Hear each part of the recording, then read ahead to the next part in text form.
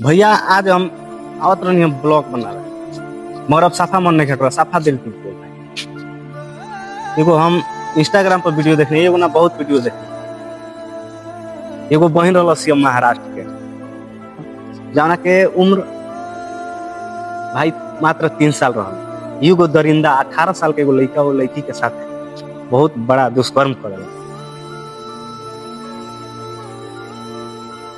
का बोल जा।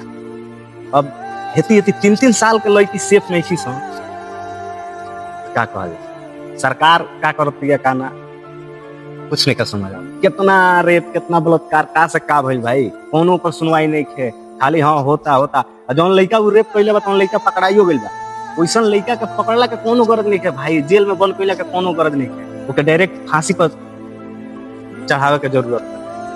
क्या इसको वीडियो देख कर इतना मैंने आंख में आंसू आ गए भैया। है तो छोट लड़की के साथे बलात्कारो कैले बा, ओकरा बाद वो लड़की के पत्थर से मार के जान ले लेला। तो वैसन आदमी के जेल में बंद कैला से कोनो फायदा तो बाना, फिर छूट जाई, फिर वैसे ही करी। आज तारा साथे बा, कल हमरा साथे बा। एक बार वो वीडियो के देखलो ना, वीडियो देखला के बाद भाई तोहरो बोले के मन करी कि हमहू कुछ बोलिए। वो छोटी चुकी 3 साल के लड़की का बिगड़ रही भाई, ओके चॉकलेट के बहाना दे के ओकरा के ले जाके ओकरा साथे गलत काम कैले बा भोसड़ी वाला लड़का।